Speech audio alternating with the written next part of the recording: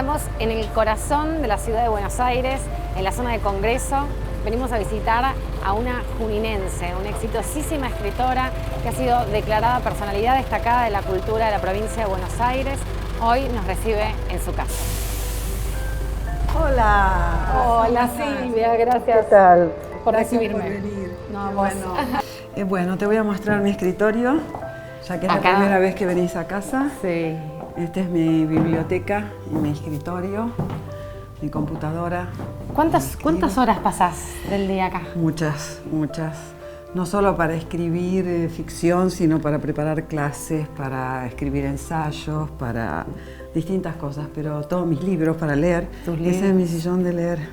Ahí Sí. estás mucho tiempo. Ahí estoy mucho tiempo. Y además de los libros veo también Fotos. Fotos. Sí, de los escritores más adorados, digamos, Borges, Joyce, desde ya Abelardo en primer término, Virginia Woolf, maestra total. También está esta foto que me encanta en Cuba, que le estoy dando un beso a Lennon. Se lo puedo dar porque es una estatua está en bronce en La Habana, muy linda. Y bueno, Poe, digamos. Están todos mis amores literarios, Faulkner, de la literatura norteamericana. ¿Tenés Sí. los libros que vas leyendo o que relees, los tenés más a mano? O... Sí, de pronto sí.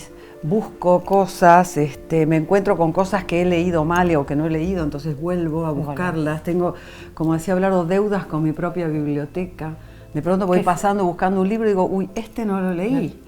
Porque tengo como la compulsión de comprar libros, entonces ahora me he propuesto una norma que es libro que compro, libro que leo.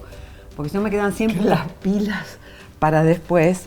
Pero sí, acá está el que yo te quería mira, del que recomendar, hablamos. justamente. Pero después te digo todo, porque va a aparecer si no... Bueno, después me Sí, contás después te cuento. de la literatura. Después te cuento, exactamente. Silvia, gracias por recibirnos en tu casa, en tu hogar. No, finalmente, porque hace mucho que estamos viendo de un modo u otro encontrarnos. Así que bueno, bienvenidos todos, estoy encantada. Bueno, Gente de Junín, todos juninenses hoy en mi casa. Sí, la verdad no que es lo habitual. Y bueno, nada, y muy agradecida porque además tu vida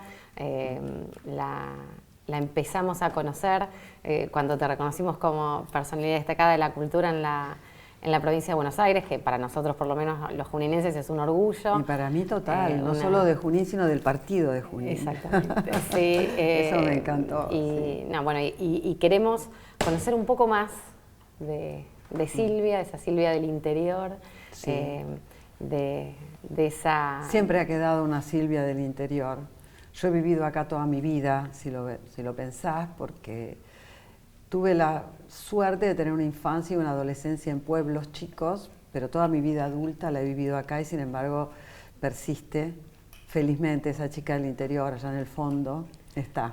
Bueno, y seguramente es lo que nos transmitís también en tus textos, en tus libros. Sabes que nosotros vamos a ir en el transcurso de la charla dándote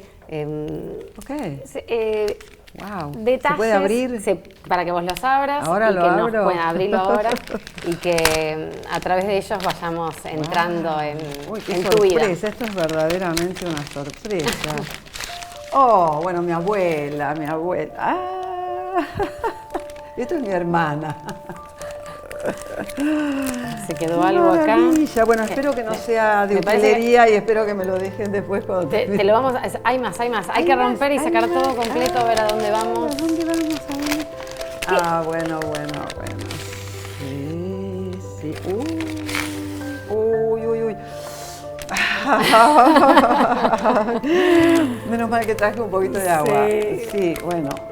Bueno, eso es lo que queremos, saber esos ojos que brillan, ¿qué nos dicen? Qué divino. ¿Qué vieron? Por favor, qué maravilla. Bueno, ¿qué veo? Mira, mis padres adorados. Wow, esperen un minuto. Es tremendo esto. Mi hermana no me dijo nada. Bueno, estos son mamá y papá. Mi hermana tiene 8, yo tengo 10. Estamos en Coronel Suárez, en un lugar donde vivimos unos años con papá, qué jóvenes, mi papá y mi mamá, qué divinos. Y es la fiesta de comunión de mi hermana, que, pobre, mi hermana tenía que usar el vestido que yo ya había usado, que me hizo mi tía, una hermana de mi papá que cosía vestidos de novia, hacía cosas alucinantes. De hecho, el último vestido que hizo, fíjate, este es el vestido de comunión, que era increíble, que yo lo usé por primera vez, después lo usó mi hermana, y mi hermana cuando se casó fue el último vestido de novia que ella hizo, mi tía Catalina, Cata. Así que te puedo decir que esta es una familia muy feliz, porque tuvimos unos padres con mi hermana maravillosos, divinas, buenas personas, generosos, comprensivos, o sea, gente sencilla que nos dio a mi hermana y a mí 2 carreras que vos podés decir no eran carreras o sea, podría haber habido un pragmatismo diciendo hagan una carrera, qué sé yo, además que tengas un consultorio, yo elegí letras, mi hermana eligió historia. Y siempre fueron tan maravillosos en ese sentido. ¿Y vivieron en distintas ciudades del interior ¿Eso del porque país? El trabajo... Porque mi papá lo trasladaban, era policía, íbamos... Y esta es de Ameguino, por ejemplo, esta. Bueno. ¿Ahí que estabas en un acto? No, mi mamá se tomaba el trabajo de hacernos disfraces. Yo acá tengo 6 y mi hermana 4. A mí me causa mucha gracia la cara de ella. Pero es muy actual eso, porque los disfraces ahora los niños con los superhéroes y... Claro, estamos lejos del superhéroe. Bueno, era de la época. Pero sí. Después mi mamá nos hizo una cosa fabulosa que yo digo, qué trabajo se tomaba mamá, que era el siguiente año, creo que fue, estas somos de gitanas, no sé si la vas a mostrar, en tu caso la pongo. Sí, ahora la mostramos. El año siguiente mamá nos hizo de hadas de la noche, que estábamos con un sombrero así de pico, con tul negro, todo negro con estrellas doradas y plateadas. Te sentías, no era la época de las princesas, claro. Viste que era la época de disfraces, maravilloso. Yo tengo esta foto y tengo la individual de cada una. Acá estábamos en Ameguino, un pueblo muy chiquito, no sé si lo conocen, cerca de Junín.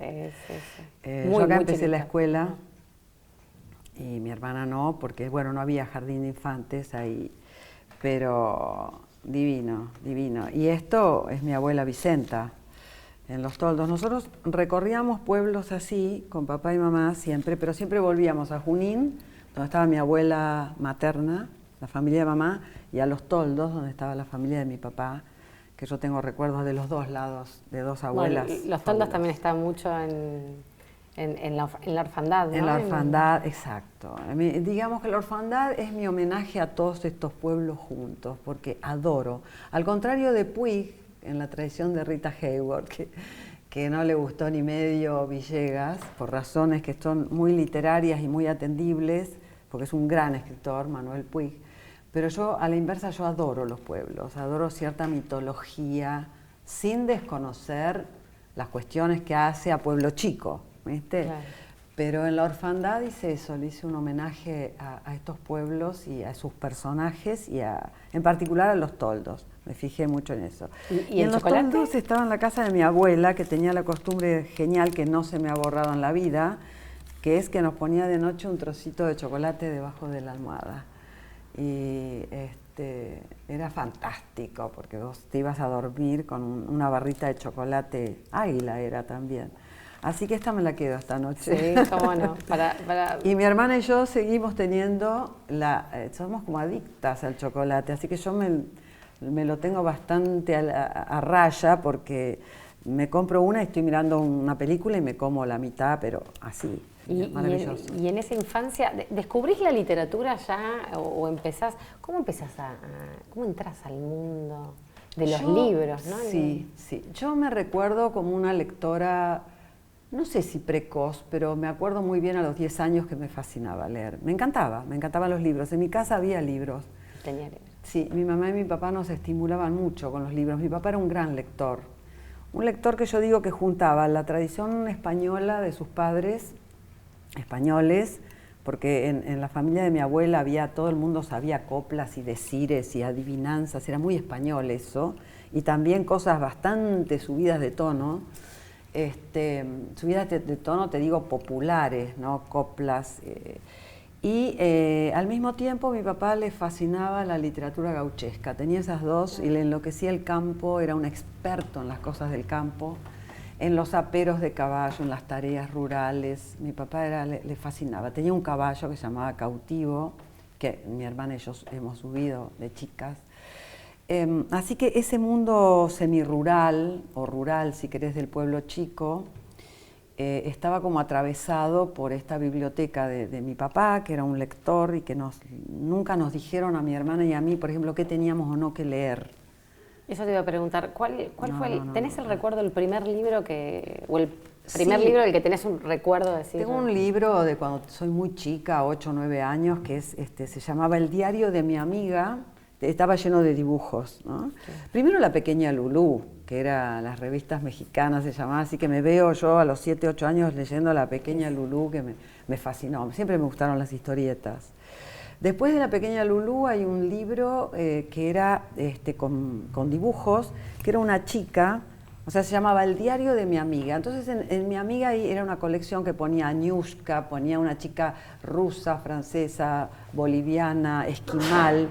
Entonces, a la vez que te contaba el diario de esa chica, vos brevemente entrabas a una especie de cultura, entre comillas, porque era muy primitivo todo.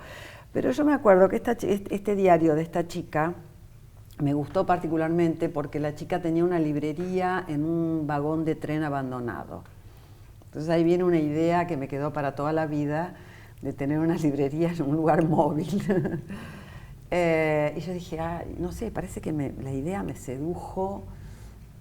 La reconstruyo ahora a ese flash que me dio.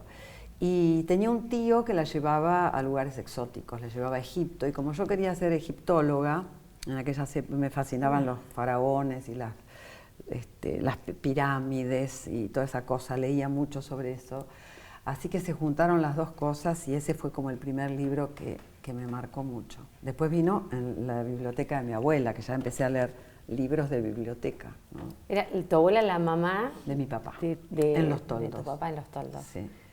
Tenían una biblioteca que la hizo mi abuelo, yo no lo conocí, murió cuando mi papá tenía 20, cuando mi papá volvió del servicio militar. Y bueno, hizo una biblioteca maravillosa, estaba la Espasa Calpe, ustedes son muy jóvenes, pero la Espasa Calpe era una enciclopedia de muchísimos tomos, tenías que tener un cuarto para tenerla, fabulosa. Ahí nació mi amor por las enciclopedias, pero también está mezclado con la infancia, con los juegos. ¿Te leía tu abuela? No, mi abuela recitaba, que era una maravilla, era maravillosa. Me encanta esto que me preguntes porque hay una experiencia que yo creo que está ligada directamente a lo que yo elegí después, ¿no? Que es el lenguaje, la literatura, porque mi abuela era una mujer bajita, muy vivaz, tremendamente enérgica, una energía y una alegría que yo te digo, vivió 100 años, 101, no la abandonó la alegría jamás, era sendosa, había viajado desde España a los 7 años, era una maravilla. Mi hermana tenemos todos el recuerdo de ella, glorioso. Y recitaba, tenía coplas y todo el tiempo, pero había algo que recitaba que se llamaba romanticismo y realismo, que yo me acuerdo ponele 5 años, porque me recuerdo mirándola así, o sea que yo tenía que ser muy chiquita, claro, porque ella era muy bajita. Y recitaba una cosa que se llamaba romanticismo y realismo hacia 2 personajes. Romanticismo era una Finolis, como ella decía, una chica de ciudad, Finolis, y hacía la voz. Y realismo era un tipo Sancho Panza, ¿viste? Un obrero, un campesino. Entonces todo lo que decía Finolis, el otro se lo tiraba rápidamente abajo con un realismo brutal, ¿viste? Le decía, ¿qué? No, así no. Y hacía los 2 personajes ella, de una manera tan graciosa, que yo creo que estoy segura que fue la primera vez que yo descubrí una función del lenguaje que no fuera el lenguaje materno. Porque cuando vos sos chico, tenés 3, 4, 5 años, vivís dentro del lenguaje. O sea, el lenguaje es vení a tomar la leche, comé, o sea, es el lenguaje de tu madre, o el sustituto de tu madre en todo caso. Entonces vos vivís dentro del lenguaje, no hay ninguna ninguna separación. El lenguaje sos vos y vos sos el lenguaje que apenas empezás. Pero esto fue como una cosa que descubrí fuera de ese uso cotidiano del lenguaje, como si no, ¿qué está haciendo mi abuela? Le salen como dos voces. Así que descubrí, yo creo que el uso poético del lenguaje, ¿entendés? Sí. El uso teatral. Exacto. Como que era otra cosa de lo que pasaba todos los días. Y no es que me di cuenta ahí, me di cuenta después de esto, como pasa con la infancia, que uno años después te das cuenta todo lo que significó algo. Lo cargas del sentido que en ese momento no tenés palabras para explicártelo. Y en esto, digo, te imagino en esa biblioteca, digo, ¿empezaste a tener tu propia biblioteca de chica? ¿O empezaste a juntar libros? No, yo leí, por ejemplo, sí, empecé a tener, sí, nuestra biblioteca con mi hermana en la colección Robin Hood. Entonces leí Robinson Crusoe, que para mí fue un libro capital en mi vida hasta el día de hoy. Esa coincidencia teníamos con Abelardo, para él de chico también Robinson había sido así como una marca.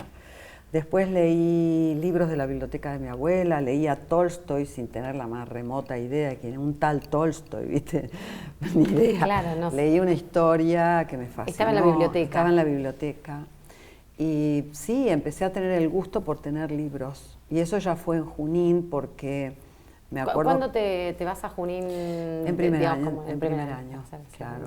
Y bueno, en Junín fue en el secundario el gran descubrimiento de la literatura, en tercer año. Creo que ya la tenía Anilda Broccini, que fue una extraordinaria profesora. Después con los años, Añares la volví a encontrar acá en Buenos Aires.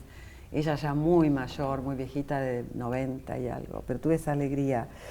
Y no, en Junín ya empecé a querer tener libros, me empezó a agarrar esa avidez por tener libros, ¿no? Me acuerdo que en quinto año me vino un tipo a vender libros por mes y yo me compré 2 tomos de Shakespeare, que fue como el primer libro que me dio como el orgullo de pagarlo y que viniera el tío, volviera al mes siguiente y a pagarle la otra cuota. Y yo me había armado de 2 libros, los tengo, después te los voy a mostrar, que para mí fue como empezar una biblioteca, digamos. Bueno, ella fue la profesora, como en el secundario siempre hay una profesora que además te ofrece algo más de la, ¿no? De la materia. De la materia, donde empezás a descubrir... Sí. En muchos sentidos, no tiene que ser solamente el literario. Hay profesores que son maravillosos porque son como personas y que te enseñan algo. No tiene que ser los libros, no tiene que ser libresco, no tiene que ser... Hay gente que es extraordinaria, ¿viste? Que te enseña desde el llano, desde lo más... Conozco gente semianalfabeta que es fabulosa y conozco gente que tiene doctorados que es insoportable, entonces, y que no tiene nada para enseñar, ¿no? Pero bueno, en este caso coincidió, sí, me dieron a leer Borges, la poesía de Borges, y sentí un flechazo instantáneo con Borges. Después leí por mi cuenta Cortázar y Sábato, que estaban así como en el aire en los años 64, 63. En el aire quiero decirte que se leía acá, pero también se leía en todos lados. Fíjate vos, creo que hay una diferencia con ahora, ¿no?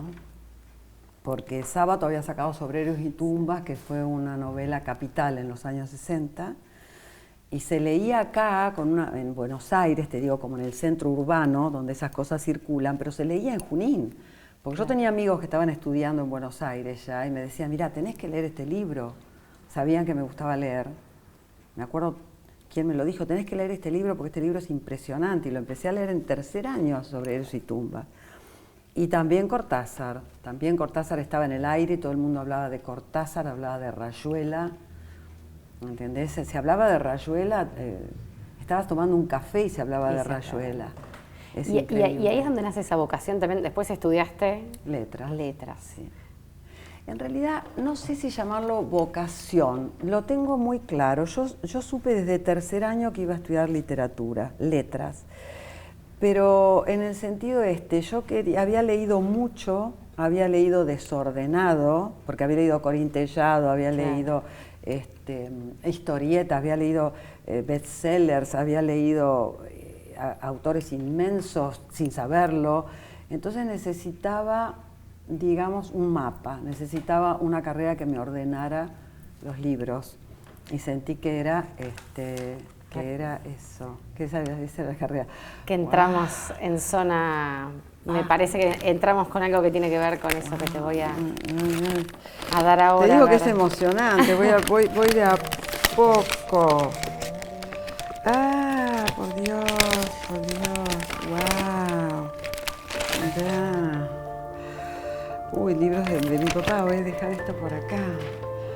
Martín Fierro, mi padre, que nos leía Martín Fierro, a mi hermana y a mí, en la cama los domingos, se lo sabía de memoria. ¡Qué hermosura! Este libro, pero atraviesa la historia argentina, este libro, te digo, porque este libro fue de la editorial Vigil, que atravesó generaciones de chicos argentinos. Hablábamos mucho con un querido amigo, queridísimo amigo, Jorge Monteleone, que tiene el libro siguiente al mío en la colección La vida invisible, es de él. Se llama Lectura e Infancia, justamente, el libro de él, que es maravilloso. Y hablábamos del libro UPA, y él se lo acuerda porque recorría las clases populares, leían UPA, empezaban a hablar, y está ligado a este libro, a la escena doméstica con tu mamá. ¿No? Porque era tu madre la que te acercaba y la que prestaba oído a ver si estabas más o menos enganchando con el hecho de empezar a enhebrar las sílabas, ¿no? Vos sabés que yo no me acuerdo. Este libro está ligado a la primera escena donde seguramente empecé a leer, porque yo entré, como nos pasaba a casi todos, entré a primer grado sabiendo leer. No era que empecé, o sea que este es el libro adorado, divino, que no solo a mí, a miles le enseñó a leer UPA. Es una cosa, es una reliquia, es maravilloso. No es una reliquia, porque una reliquia es una cosa como muerta. Es algo tan vivo, tan en la historia argentina. ¿Y los recortes que tiene eran porque sí, se recortaba? No se recortaba. No, lo han usado, se ha usado para los cuadernos, por ahí. Pero es una joya. Es divino. Está en la historia argentina, está este libro. Está en el corazón de todos. ¿Lo tuviste? Sí, yo lo tuve cuando era muy chica. Lo habré tenido a los 5 o 6 años, este libro, en Ameguino, antes de entrar a la escuela. Y yo escribía, realmente pienso ahora que tuve como una inclinación desde medio de la infancia, porque está muy relacionado con el cine, que para mí fue capital en mi formación. Íbamos mucho al cine con mi hermana, de muy chicas. Desde muy chicas. Sí, íbamos en Suárez, en Ameguino, no me acuerdo, éramos muy chiquitas. Claro, porque no había uno en el interior. No, en Coronel Suárez íbamos al cine todos los sábados y creo que todos los domingos. Íbamos a la tarde, veíamos a lo que tocara, lo que había en el cine. Claro, había poco. Como para chicos, pero veíamos, no sé, se veía un programa que eran 2 películas, El intervalo o Las colas, como se llama antes, el episodio. Después en el San Carlos también veíamos eso con mis primos. El cine fue determinante porque yo sé que aprendí a narrar con el cine, no fue la literatura. Yo aprendí, después te lo puedo decir, ahora no importa. Digamos que en ese momento... Cuando te viniste a Buenos Aires es una locura, porque uno cuando se viene del interior a los 18 descubre la cultura... La ciudad, sobre todo. Para mí fue clave la ciudad, que fue como que trato de explicarlo en este libro, ya he tratado de escrito mucho sobre esto, pero la ciudad es como que te enseña. Vos aprendés en lo urbano, ahí aprendés el tiempo, aprendes la historia, aprendes tu país, tu propia historia individual, tu propia historia colectiva.